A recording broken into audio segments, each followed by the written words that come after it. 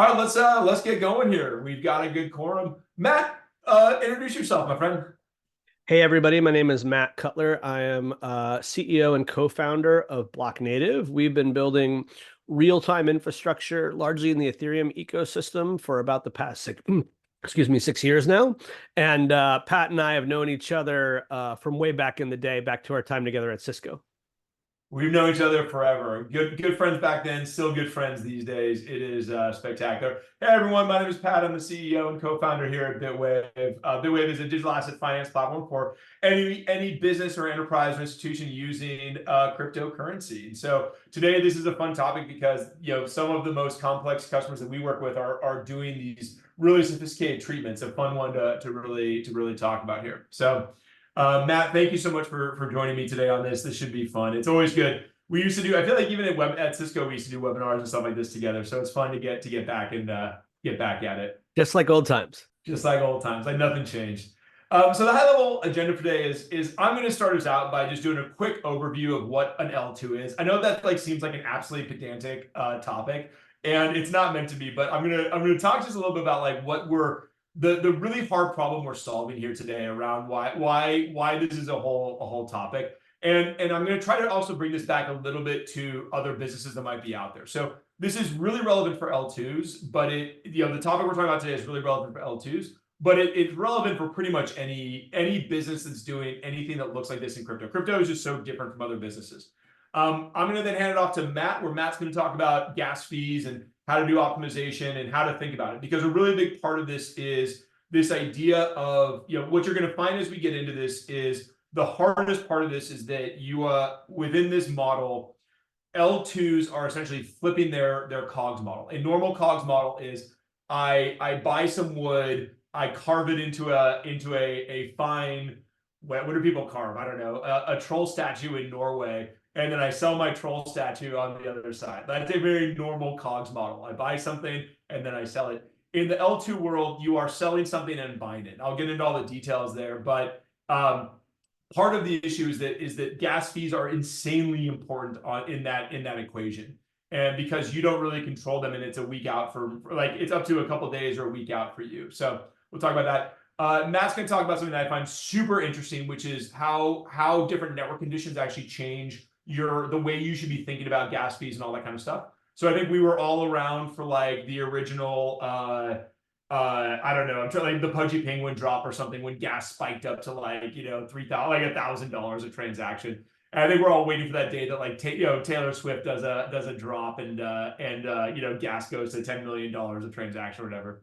And then we're going to wrap things up. After we do sort of all this introduction, all this kind of stuff, we're going to wrap it up by doing a real deep dive into the accounting. So the last section of this is a deep dive into all the considerations that go into accounting for this sort of split revenue versus COGS, and then which gets into we'll show JEs and go into all the details there. So that's a really fun part of it. So let's talk about the business model really briefly here. So the high level for L2s, the L2s that you all know and love. So there's two things you can kind of think about that I'll make really clear.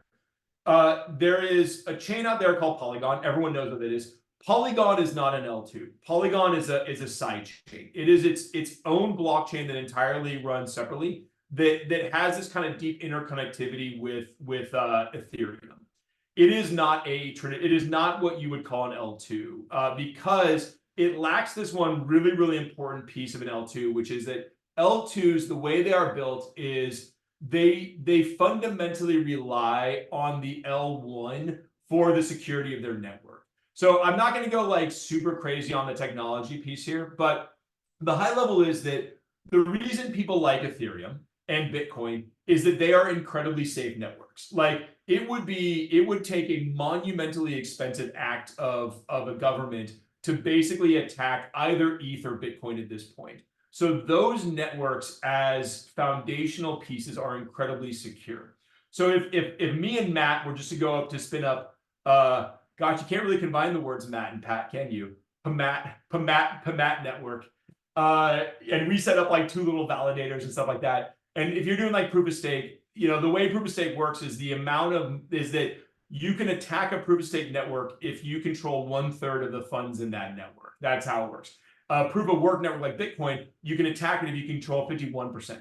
both Ethereum and Bitcoin have gotten to the size that it is unreasonable for anyone besides a state actor to be able to attack those networks. So they have incredibly good security. But the problem is that security comes at a cost. And so the idea with L2s is that what you do is you have a separate network that runs that is going to allow you to run very, very similar transactions. But at some point, it takes those transactions and it basically codifies them as kind of a checkpoint down to the main L1 network. And so this is a really important part of this conversation, because what's happening is that in order for either an optimistic world network like Optimism or Base to work, or for one of the ZK networks like ZK Sync or any of those are coming out to work, what is essentially happening is that you are doing work on their network that they are doing a best effort to validate. But because their network is not necessarily super secure from a traditional distributed systems or a traditional blockchain kind of consensus thing, they're writing the transactions to the primary network to actually get that level of security. So that's how they're timestamping and fingerprinting and proving that everything up to this point has happened. And then there's all this security that goes into then independent actors can then go and validate those transactions on the L1. And if they prove that something is wrong, they can actually earn a reward and they can get some payout and they can penalize the folks on the L2 for doing something wrong. So what's happening, and that's what this diagram is showing here, is what is fundamentally happening is a set of transaction happens on the L2, and some number of days later, the result of those transactions essentially gets written to the L1 as a snapshot.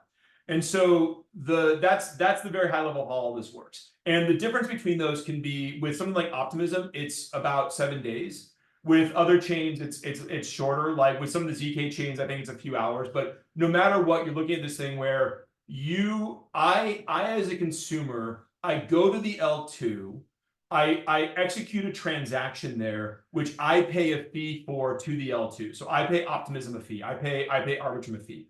From their perspective, from Optimism's perspective, that's revenue. They just got revenue from me in the case of that fee. And then some amount of time later, they have to then pay a fee out to the L1 network that represents their expense. And where this stuff all gets super, super tricky is if something goes haywire between point A and point B, what happens is that I might pay them $1. If they have to pay $2 to get that transaction on the blockchain, they just borked their business model. And so that's what this entire thing is about. Is it how do you account for this really complex COGS model where you are spending your COGS first, where you're getting the revenue and then paying the expense? And then how do you actually think about optimizing for this really complex scenario where I have to choose a fee today that might not matter for my business model until 7 days from now, which is super, super complicated. And so that's what this is all about. This is how it all works. If you have any questions, please drop it in. Both Matt and I, it's obviously super, super, super complicated. So over the next hour, if you have any questions as you're thinking through it, just drop it in. We're happy to kind of answer it a little bit. So let's talk about the actual business model for an L2. I already kind of hinted at it, but this is the idea: is that I'm going to charge a fee over here, I'm going to pay a fee over here, question mark, question mark, question mark, kind of profit here. What's really happening here is that I'm going to charge a fee on the L2. I'm hopefully going to structure the fee calculations in such a way that the fee I charge on the L2 is less than that transaction's component on the L1. So the way that these L2s are actually working is what they do is they actually bundle up a bunch of transactions. So 1,000 transactions will happen on the L2. Those 1,000 transactions will all get committed to the L1 at the same time. And there'll be some amount of fee you're paying for that. So whatever the fee that you're paying to commit all those transactions to the L1, if you take all those transactions, divide them by, so I paid $300 for the fee for that particular block. I divide that by 300 transactions or 1,000 transactions. I now have 30 cents per transaction that I basically paid. So there's amortization kind of way to think about it. So someone paid me this fee on the on the L2 that I had to estimate. I then paid the fee on the L1. The difference between those is my gross margin. We have a lot. I'm looking at the list here. There's a lot of accountants on the call here, so you guys know what gross margin is. I'm going to be going super deep into what gross margin means on this, on the other side of this, and the other piece here. But before we get into this, I'm going to kick it over to Matt to actually explain how to start thinking about optimizing that piece. Because the accounting part is obviously the most interesting thing in the entire world. Nothing can compare to how interesting accounting is. But the actual meat and potatoes of your business as an L2 all comes down to how you actually do this estimation and optimization. Mr. Cutler, take it away, my friend. Thank you, Pat. I'm gonna share these slides, which I probably will share out later as well, and basically get into sort of the how of all of this. Like, how does this stuff really work? And we've been building real-time predictive infrastructure for a long time, and I am continually impressed by the wide degree of familiarity and understanding of how gas actually works in these crypto networks and sort of why they work this way, et cetera. So I'm going to start out with some 101 stuff. It may be a review for folks, but pretty much every time I go through, people are like, oh, I didn't really realize that. And then we're going to build up to what's actually going on and to what amounts to a fairly complex, layered, and nuanced L2 gas fee estimation series of challenges with a lot of variables moving on at once. So we're going to start simple and build our way up. So to dive right into it, let's just be real simple. Like, let's imagine a car trip. We have this term gas. Like, what's my trip going to cost if gas costs $5.99 a gallon? Both Pat and I are in Northern California. That's what the gas price is This is actually. Matt or I going to visit each other. Exactly. I'm on the way to where I live. And of course, you look at that and you say, well, wait, I don't have enough information to know how much the trip is going to cost, just knowing the price of gas, right? That in fact, there's a whole bunch of other variables I need to know to understand what the trip is going to cost, like how far am I driving? What's the MPG in my vehicle? What's my speed? What are traffic conditions? Are there elevation change? What's the temperature? Because it turns out temperature affects mileage quite a bit. How urgently do I need to get there? Like, therefore, what's my driving style? And, how many people are in the car? How much luggage do I have? Because all of these will affect the cost of the trip, right? And so we run the numbers here and go, oh, we average 23.5 miles a gallon. We consume 21 gallons, and that trip costs us $127, right? And now if we look at this and say, wow, that's a lot. That's more than I wanted to spend. Well, there's all sorts of techniques you could use in order to spend less on your trip. You could go at a time where traffic is light. You could have less urgency, so you're driving less aggressively. You could have fewer people. You could drive a different vehicle. These are all mechanisms that you can use and variables that you can control to reduce this thing you care about, which is the price of the trip. So now let's translate that into transaction costs. So instead of a trip, let's look at a transaction. And generally, this gets reduced down to what's the gas price, right? But of course, that's not enough information. And in fact, on Ethereum L1, gas price itself doesn't even make sense because gas is really broken up into multiple components.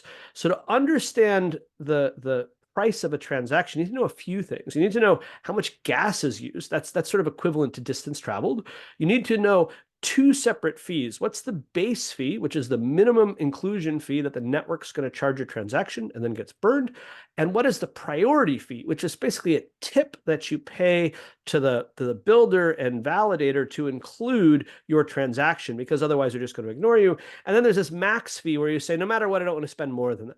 Right. And so all of these variables, these dimensions come together into we pay this much for the base fee, which gets burned. We pay this much for the priority fee, which goes to the builder slash proposer. So there's a total fee for my transaction. And then we can convert that to USD. So at $3,000 ETH, about where we are right now, this example transaction costs $12, which is And a lot. for everybody for following along at home, gas used tends to be directly proportionate to the complexity of the transaction. So Yes.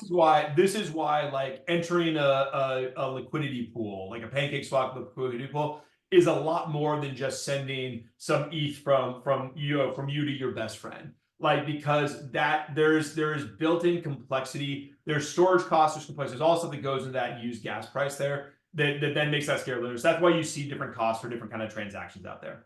Exactly. And so there's not a simple, it's an equation that needs to be created, and it's dependent on many variables, right? Now, we look at this and we say $12 is expensive. Like there's all sorts of transactions that don't make any sense if it costs $12 to do it. And as Pat mentioned, there's a real-time marketplace for transaction fees, and the fees can go way up sometimes, right? By the way, you can use any major explorer out there. We offer one called Ether Now that's a real-time explorer that will break all this information down for any transaction so you can see this in real time, just so you can see that. But now, wait a sec. What about this fee issue? What if there is a way that we could be more efficient, that we can make different assumptions, and we could reduce our fees? And of course, this is where L2 networks come into play, right? L2 networks bring us scale, bring us performance, i.e. faster transaction times, and they reduce cost, right? And so here I have an example of Uniswap, which is available on Ethereum L1, but it's also available on a variety of L2s like Arbitrum, Optimism, Base, and other chains as well. And then basically what you do is you tell the dApp, hey, this is the venue I want to use. Your wallet, if it's appropriately sophisticated, will switch that for you. And now you're transacting not on the L1, but instead on the L2 of Base. And in this case, it's sort of like basically what you're doing is you're taking all your transactions and you're jamming them together with other transactions so that they're more efficient. It's a more efficient use of available resources. So one might imagine something like a car carrier like this one, where here is your transaction, right? And here is the batch that it's a part of, right? And so the whole idea is you might pay a certain amount in gas to get to the car carrier because your transaction has to get onto the batch. And then there's a separate fee that the batch itself needs to pay, which is how much gas the car carrier consumes, right? And so this is this thing that people don't really have their arms wrapped around is when transacting on L2s, there's two separate fees you need to be accounting for. One is the local L2 fee, which is happens in real time, and I'm going to talk about this. And then the second is the subsequent L1 batch fee that happens in the future. And there's a couple different flavors of those we got to think about. And so basically what happens is it's easier to do the transaction fee on the L2. It's harder to figure out the transaction fee of the batch because the first is a real-time price. There's a real-time market. You say, what's the spot market? Here it is. There's a gas fee, which you pull from a gas estimator. Your wallet provides, the network itself provides.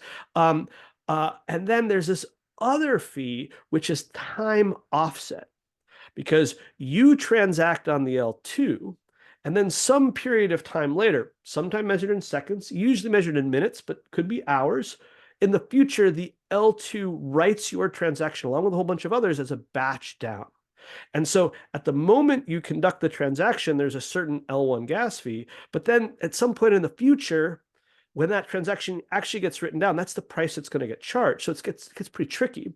And in other circumstances, for example, on an optimistic rollup, if you want to do a withdrawal, there is a 7-day waiting period. So you can conduct the transaction today, and 7 days in the future, it'll actually go down to the L1. Okay. And so it turns out to be kind of a crystal ball problem, which generally are challenging problems, but with real economic. All of these problems are actually challenging. Like gas estimation in general is a NP hard problem. Like it's not a solved problem. Crystal ball problems are insanely hard. Like every single thing here, even like how you pack transactions into batches is like a hard problem. Like every single. This is why I love this stuff in general. Is every single one of these problems is actually a hard problem. And I think the genesis of this webinar, by the way, was Pat and I bumped into each other at ETH Denver, and we realized we're both approaching the same problem, but from different perspectives. Blocknative from a technology and optimization problem, and Bitwave from an accounting and maximization challenge. This is why we're having this conversation today, and why we're trying to advance the state of the art here. So as we look at real-time pricing, and Pat just mentioned this, there are gas estimators. Blocknative offers one. There's others out there that basically show you the spot price of both the base fee and the priority fee to get included. But the spot price then rolls forward, and then you can have graphs over time of like, well, what's the base fee trend? What's the transaction fee trend? Are things generally going up or generally going down? And so this is, we're looking at a span of maybe a couple of hours, or you can even do longer spans. This is a view that we offer, which is a heat map across a week. And it turns out there is some degree of cyclicality in transaction fees, that depending on when it's sort of business hours where in the world, there generally is more transaction volume than others. There also can be cyclicality by time of year, by month, based on other events happening like hard forks and things like that. And so there is some degree of predictability into the likely trajectory of these fees, which then can be leveraged by each actor in the ecosystem to optimize and reduce fees and costs and make sure you're being maximally efficient. And so this winds up being somewhat of a Goldilocks problem for some reasons that we'll talk about. But fundamentally, if you really want to get on chain, you overpay, right? You pay too much, it gets you in, but now that's inefficient. You've spent too much. If you underpay, you don't get on chain at all. And you wait until the fees marketplace comes down and your transaction is appropriately priced to get on chain. And of the two, being underpriced is probably worse because now you can have things like stuck wallets and you can't get other transactions on chain, et cetera. So what you're trying to be is in this Goldilocks zone where you're not overpaying, but you're not underpaying. You're basically being maximally efficient for the current state of the market, but with a whole bunch of these variables which are hard to understand. And so here we go back to the L2 fee is doing real-time pricing, but the L1 batch fee is doing time offset pricing. So we're in a different, harder regime. And it starts to get interesting. Like, hey, if you know that fees are increasing, what's the economically efficient thing to do? You buy now, right? Because every moment that I wait, fees go up, I wind up paying more. So if I'm in a scenario where I'm pretty sure fees are going up, the economically rational thing to do is transact immediately. Now, maybe I'm paying more than I would like to, but the longer I wait, the more I pay. Okay. Conversely, if we're in a regime where fees are declining, I am now economically incented to wait because the longer I wait, the less I pay.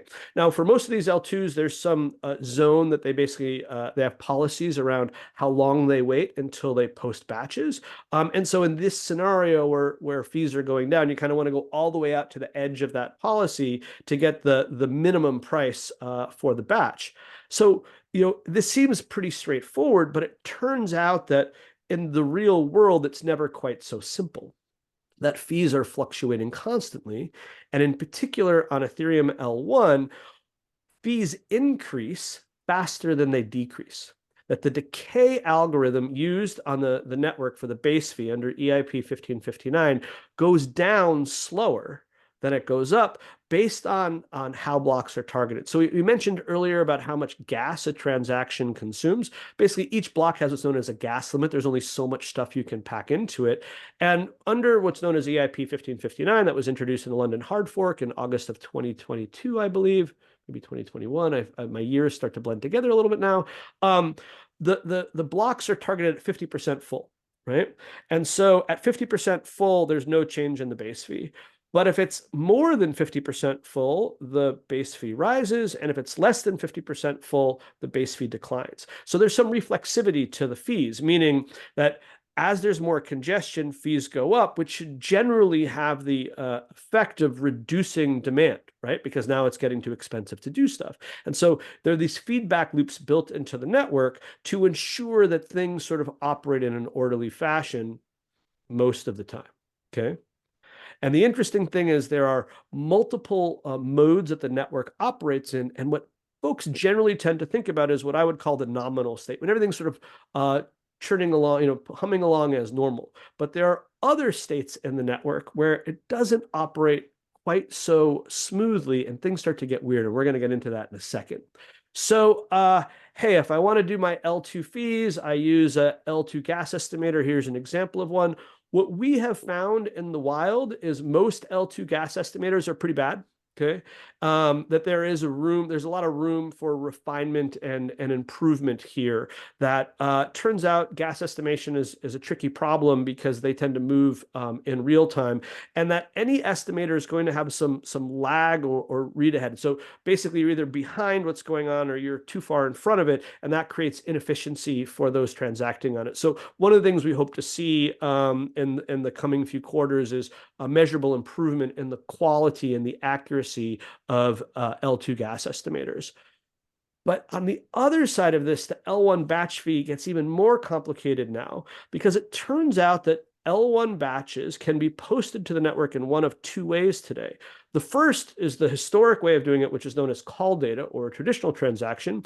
But just like a month ago, on March 13th, there was a new hard fork on the network called Dencun that introduced these things called blobs or type And 3. I'm sure everyone heard about Dencun. It was all the hotness, whatever, basically exactly a month ago, right here. So this is like directly tying into all these things.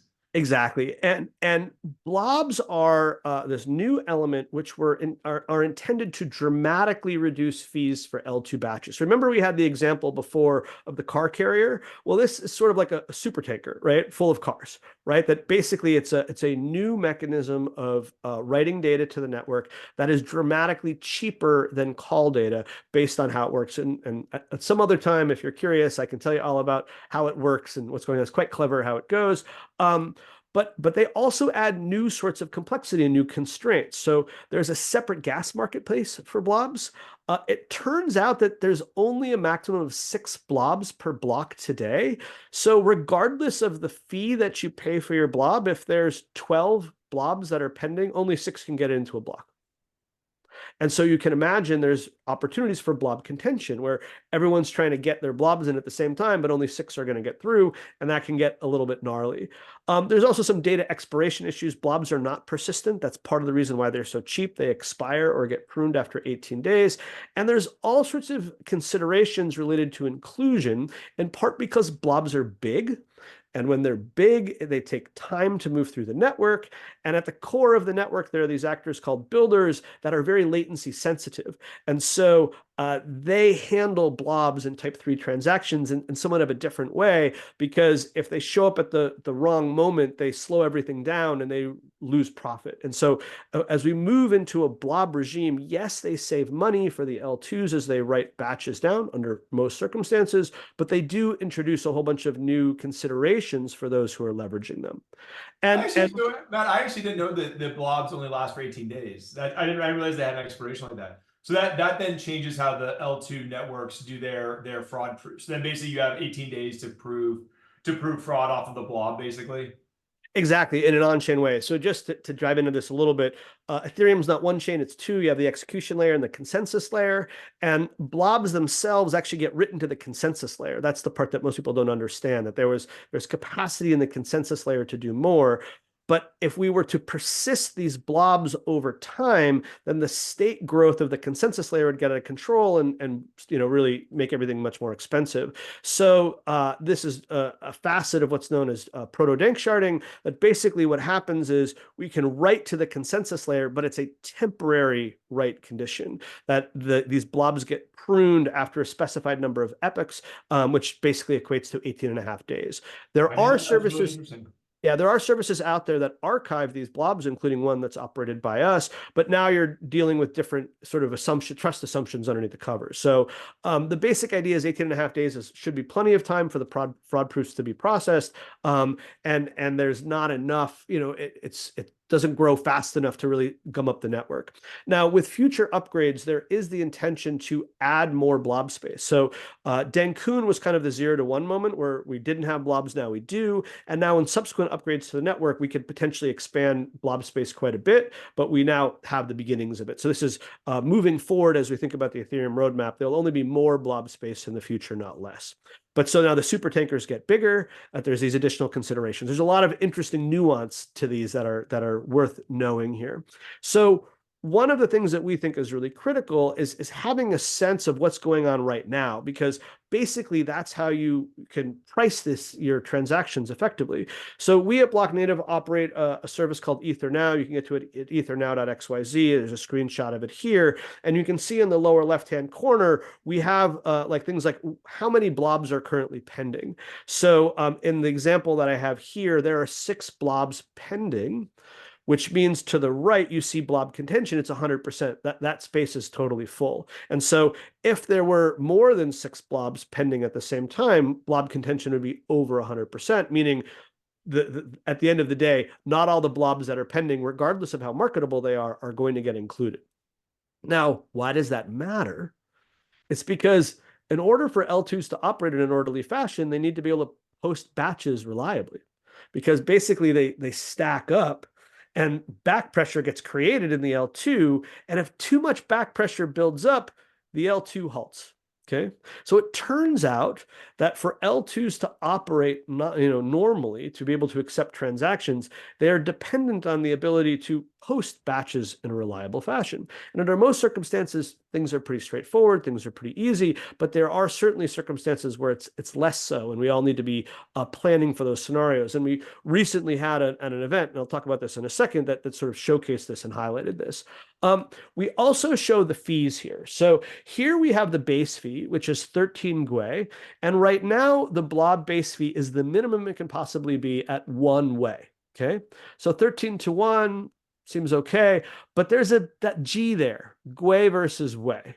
What does a G stand for? It stands for a billion. So what that means right now is the blob base fee is, or the on-chain base fee is 13 billion times more expensive than the blob base fee. And so what happens, I have this as an example of a base batch. This is a recent base batch, and we calculate, and you can calculate how much more expensive it would have been to post this batch via call data, and it's 591 times more expensive if that same information, instead of using blobs, had been posted via batches, 591 times. It turns out that optimistic rollups like Base have very little call data associated with them, so blobs are super efficient for them. But for ZK rollups like Linea, like ZK Sync, and here's one of those, they actually consume a fair amount of call data for what they do. And so here, this is basically within a few blocks of each other. A Linea blob is just 9 times more expensive if it had been on call data. So it's like 2 orders of magnitude cost efficiency for optimistic rollups versus ZK rollups as it relates to blobs, right? And so depending on the type of rollup you have, depending on the sort of things you do, there's sort of different leverage points and cost advantages that are associated with it, which is, again, worth paying attention to. And so I've been talking about this notion, and I'll go through this relatively quickly. We've been talking about sort of the nominal network conditions, everything operating normally. But a few weeks ago, there was this event known as the Blobscription craze, where there was suddenly the surge in demand for blobs. And what happened was this congestion for blobs drove a lot of volatility in the blob base fee. It went up and rivaled the Ethereum mainnet base fee. It was up by matters of billions. And so this congestion created volatility, which then created volatility in the discount rate. So the discount rate right now is over 99%, but during these periods of volatility, the discount rate crashed. And there was actually a few examples, very specific examples, where it was more expensive to post a blob than it was to do the same thing as call data, right?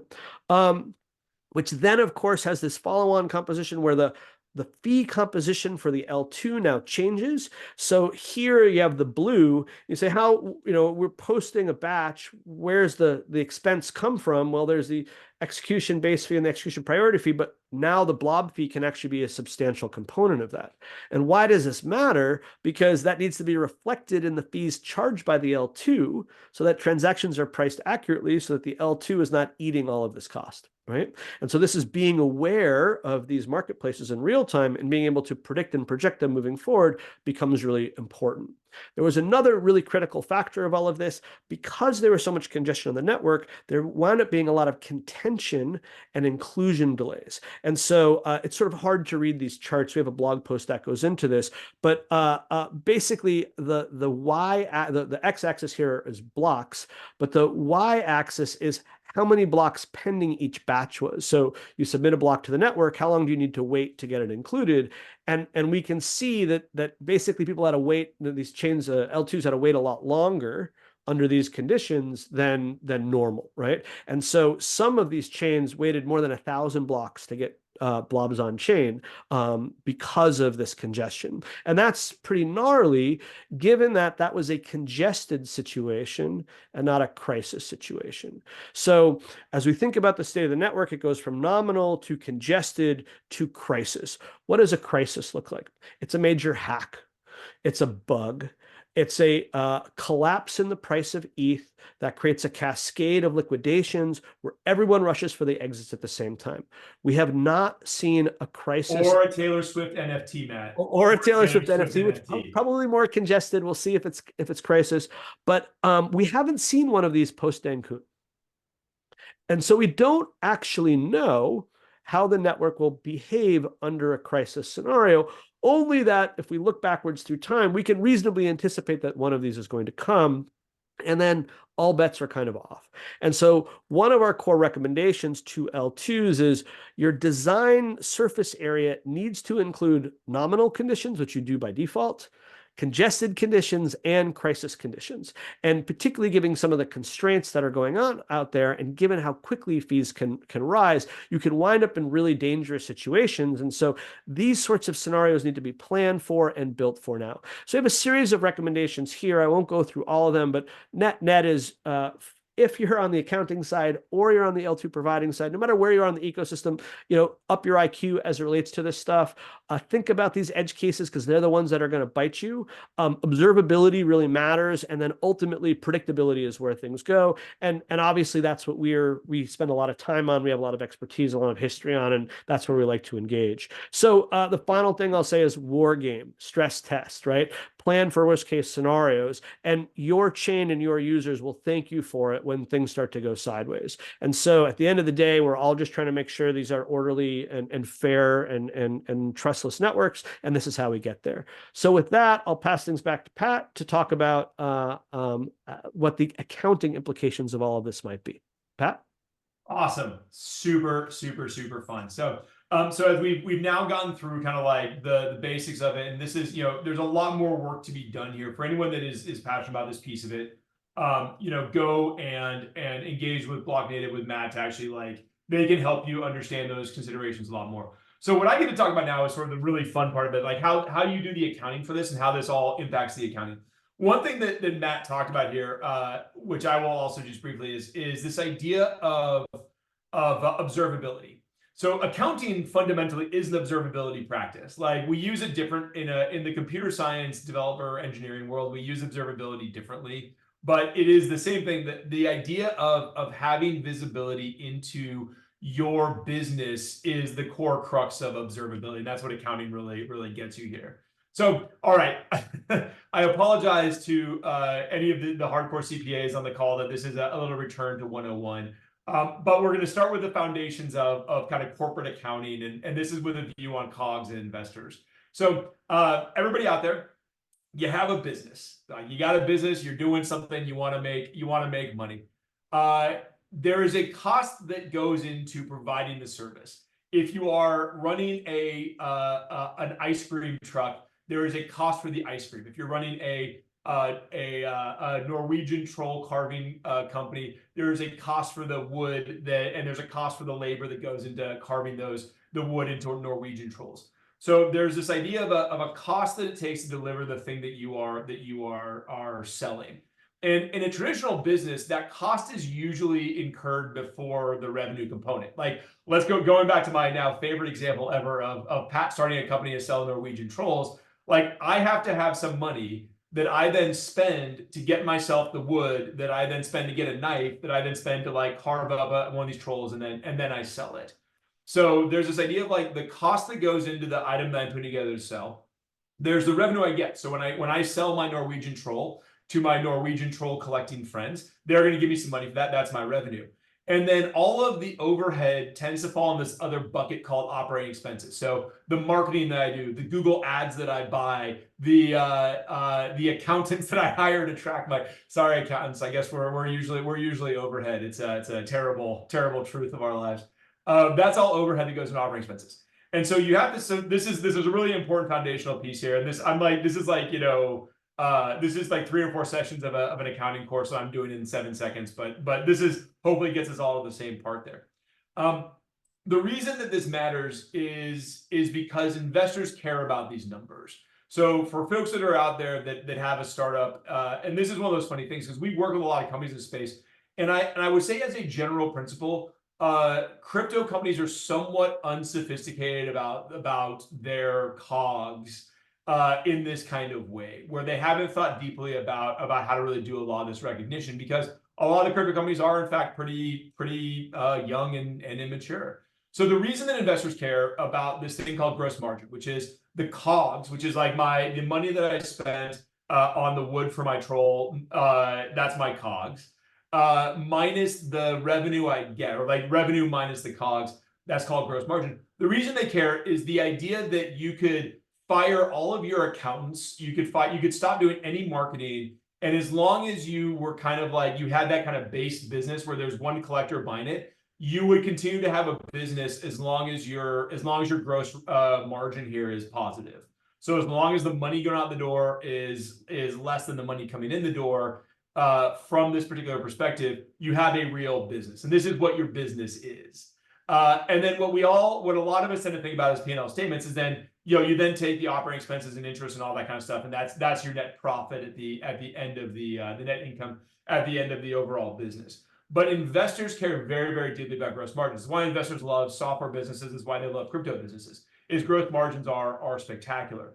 But a really important part of gross margins is understanding how you're thinking about your COGS. So you have how you think about your revenue and then how you think about your expenses. So that's why I want to spend a little bit of time here. So the first most important thing, and this is something that I don't think crypto companies spend enough time thinking about, and L2s have a really, really, really hard time thinking about, which is when do you recognize revenue from an L2 transaction? So Matt went into this like amazing detail about this idea of like the L2 fee, then the L1 batch fee that happens later. In situations where it's happening the same day, that's totally fine. In situations where it's happening, a day later, 7 days later, depending on the roll-up that they're using, all that kind of stuff, you end up in this really, really tricky situation where you end up having this mismatch, and you have to decide, am I going to recognize the revenue at the moment that the transaction happened? So am I going to recognize it when you did your transaction on the L2? Is that when I'm going to recognize my revenue? Or am I not going to recognize my revenue until I actually commit that transaction to the L1? And this is the really common term here is rights and obligations.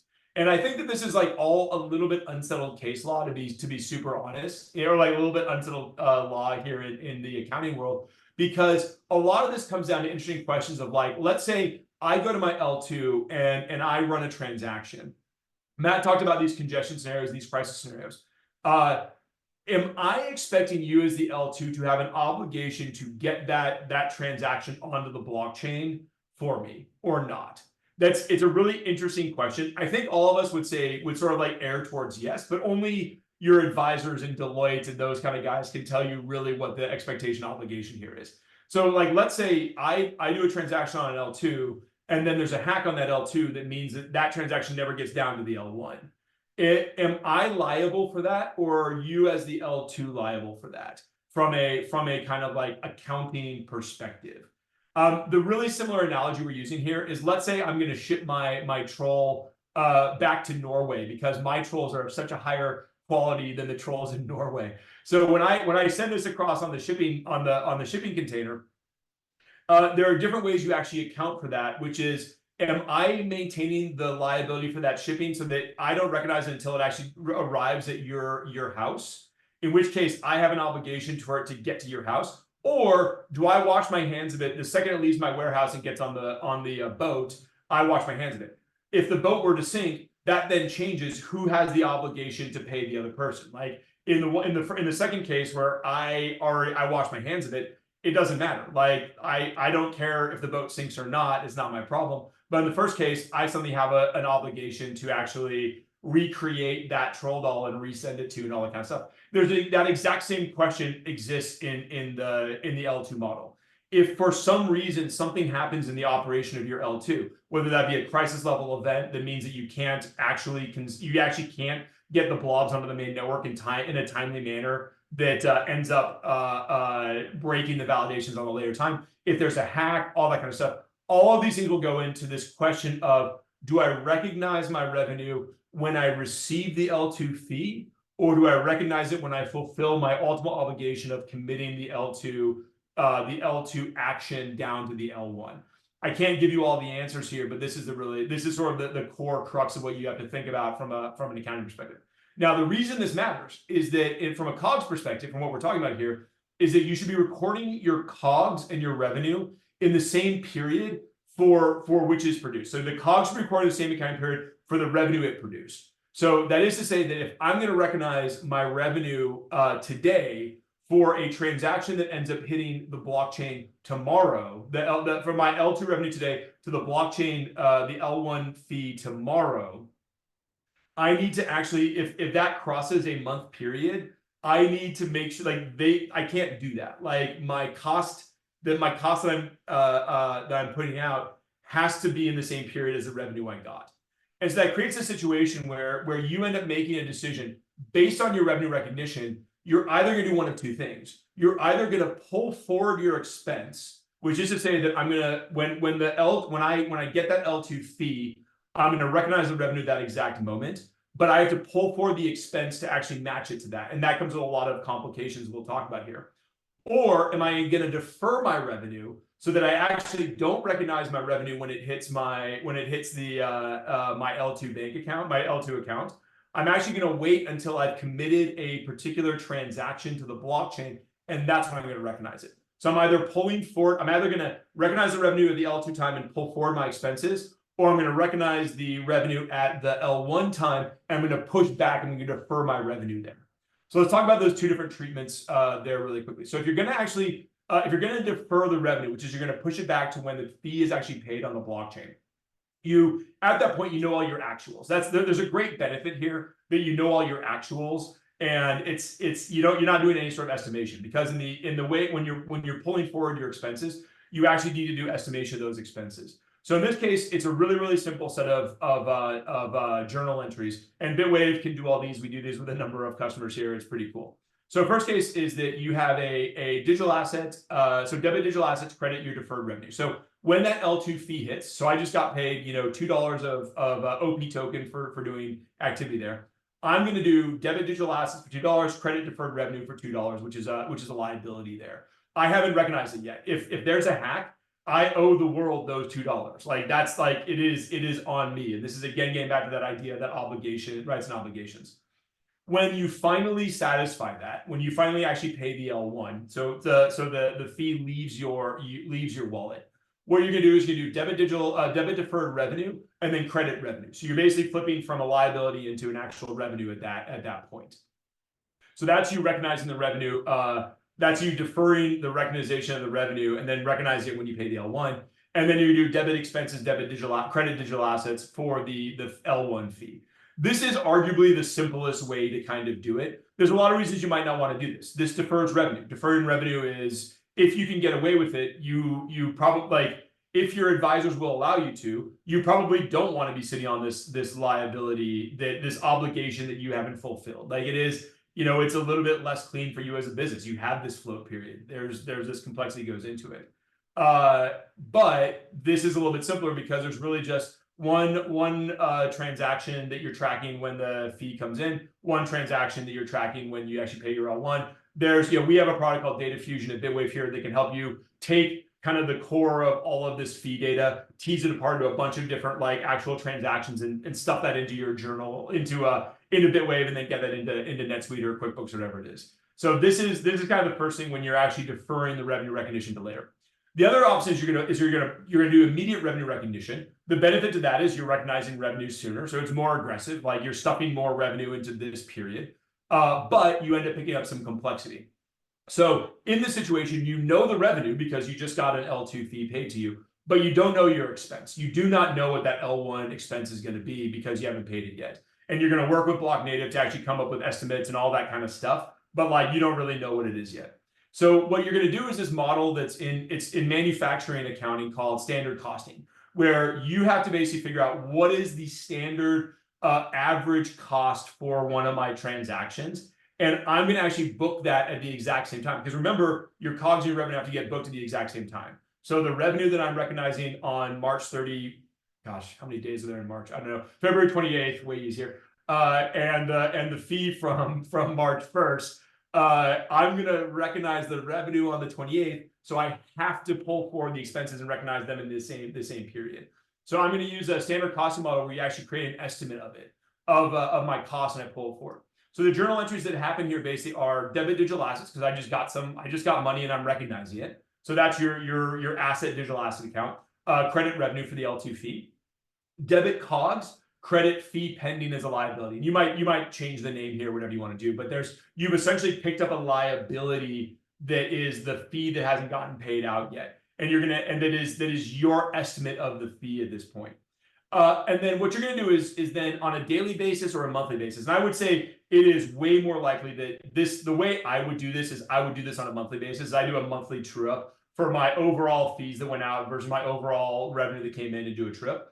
So then once a month, you're going to look at how much you estimated versus how much you actually paid in fees. And if you underestimate, you do a journal entry like this, which is debit COGS, debit fee pending liability, because you ended up having more of that, and then credit digital assets. And that whole thing, that sort of covers the overestimation piece. If you the underestimation piece, and that's a bad scenario, right? That's where your margins are thinning because of what you just did.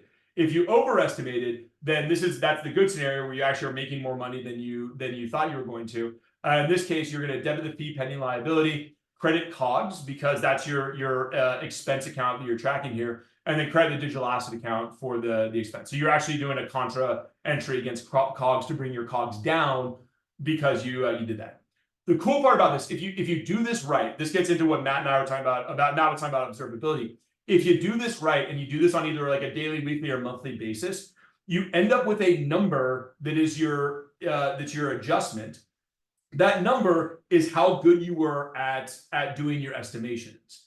And so this is one of those places I love where like accounting can influence the real world, where basically you can use this as a KPI because it is critically important that you on a daily basis or a weekly basis are deeply thinking about how good you as an L2 are, you as a service provider doing this kind of stuff are at estimating, because this is your entire business. Like this one page of formula here defines the entire business model that every L2 out there is basing their work on.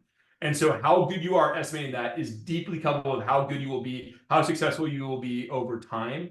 And the more you can optimize that, and this is where if someone like Blocknative can come in and help you optimize that by 10%, you just made a bunch of money off of it. And then this is where Bitwave can help you, because again, using both like Bitwave standard and then also Data Fusion, our institutional product, you can basically take all the data off the blockchain, do some munging on it, get these fees, turn them into real journal entries that flow through into your system, and then track. Because there's also, when you add digital assets into this, there's one more complexity here, which is the Forex gain or loss on the liability.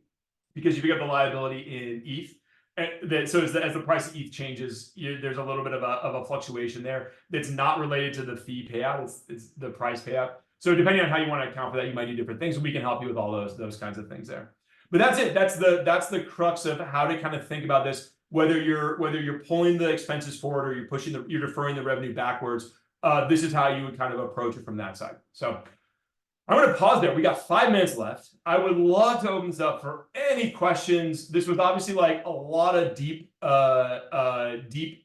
questions and deep kind of content here. Any questions from the audience? Otherwise, Matt and I will just keep on riffing on this stuff here.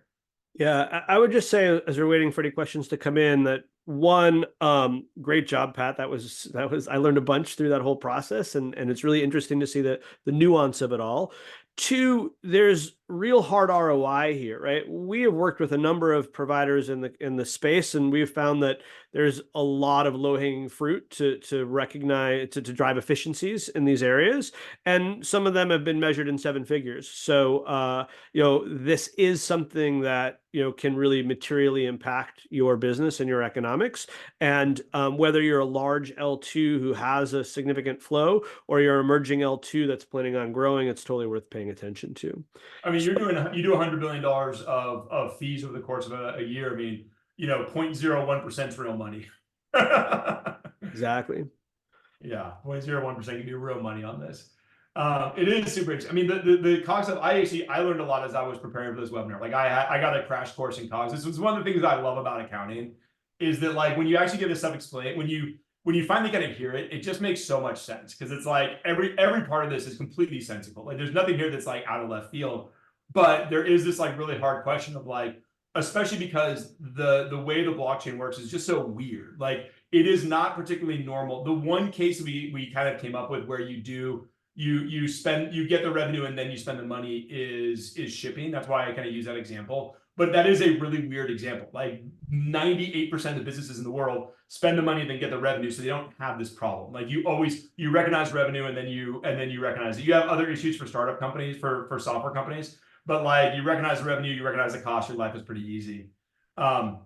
So, anyways, it is a really, really, really interesting kind of question here. So, And I would say because everything is moving so quickly, I mean, literally blobs were not a thing 6 weeks ago. Now they are, right? That the state of the art is moving forward, the conversations evolving, and the sooner you can jump into these waters, the better, because everyone's got to get up the power curve and start to set up some policies. We could imagine a future where everything's maximally efficient, everyone does this really well, it's all, a well-oiled machine, but that's not the present we're living in. And so between now and then there's a whole bunch of work to do, and my view is there is significant economic incentive for transactions to flow to the most efficient venues.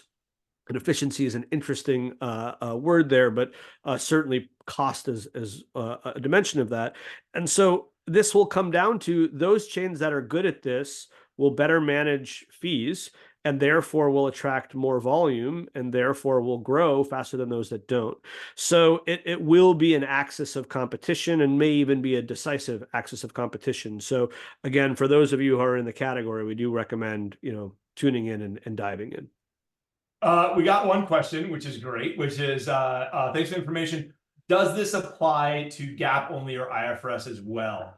It's a great question. I actually don't know the exact answer. There's IFRS has this is mostly based off of US GAAP accounting. IFRS has slightly different rules, but we're gonna reach out to you and actually we can kind of give you a little more information on that. Happy to reach out to you and have one of our CPAs talk through it. I imagine that there's something very similar to IFRS. If it's not exact, there's something very similar. Because like all of the accounting that's out there, when you get to what we're all doing here, no matter what structure you're following, you are going to be making some decisions about revenue recognition. Like that's like one of the core pieces of accounting around the entire world is revenue recognition. And then obviously this then is sort of like a sensical way of how you actually are tracking your expenses that go along with your revenue. So I'm pretty sure that this has some flavor in IFRS. But it's actually a really, really great question. We'll reach out to you, Alberto. Any other questions out there? We All nailed right. it.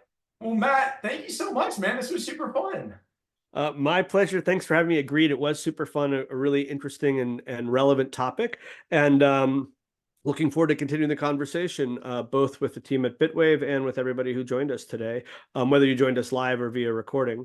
You can find more information about us at Blocknative. You can find us at Blocknative on Twitter. You can find me at mcutler, Mcutler. Pat, where does everyone find more information about Bitwave? Yeah, we're bitwave.io at bitwave_platform, and I'm at Pat White on Twitter. So yeah, be great to engage with everybody, and thank you so much. This is a fun one. Cheers, everybody. Thanks.